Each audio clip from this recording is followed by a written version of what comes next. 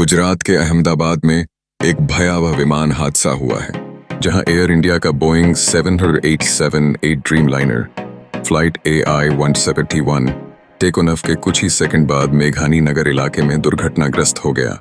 यह विमान अहमदाबाद से लंदन जा रहा था। विमान में 242 लोग सवार थे, जिसमें 230 यात्री और 12 क्रू मेंबर शामिल थे। हादसे के बाद आसमान में काले धुएं का गुबार छा गया और रेस्क्यू ऑपरेशन तुरंत शुरू किया गया। प्रारंभिक जांच में इंजन की तकनीकी खराबी और विमान के पिछले हिस्से के किसी वस्तु से टकराने की बात सामने आई है। हादसे में हताहतों की संख्या की आधिकारिक पुष्टि अभी बाकी है। अहमदाबाद हादसे के बाद केंद्रीय गृह मंत्री अमित शाह ने गुजरात के मुख्यमंत्री और पुलिस कमिश्नर से बात की।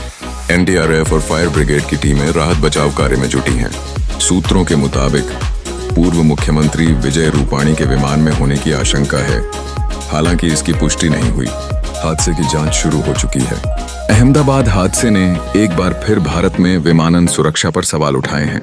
विशेषज्ञों का कहना है कि टेक ऑफ और लैंडिंग के दौरान सबसे ज्यादा हादसे होते हैं।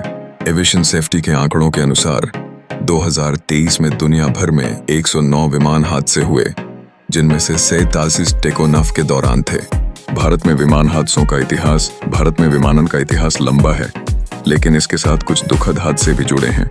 आइए भारत में अब तक हुए कुछ बड़े विमान हादसों पर नजर डालें, जो इतिहास के पन्नों में दर्ज हैं। ये हादसे तकनीकी खराबी, मानवीय भूल या खराब मौसम जैसे कारणों से हुए। 1972 जापान एयरलाइंस फ्लाइट 471 तारीख 14 जून 1972। स्थान पालम एयरपोर्ट, नई दिल्ली के पास। विवरण: जापान एयरलाइंस फ्लाइट 471 उस वक्त लैंड करने वाली थी, तभी वो विदेशी विमान पालम एयरपोर्ट के करीब हादसे का शिकार हो गया। उसमें सवार यात्रियों में से 82 की मौत हो गई थी और जहां विमान गिरा था, वहां मौजूद 3 नागरिक भी मारे गए थे। जापान ने इस हादसे की वजह फॉल्स ग्लाइड पाथ सिग्नल को बताया था, जबकि भारत ने लेट डाउन प्रक्रिया की अनदेखी को वजह माना था।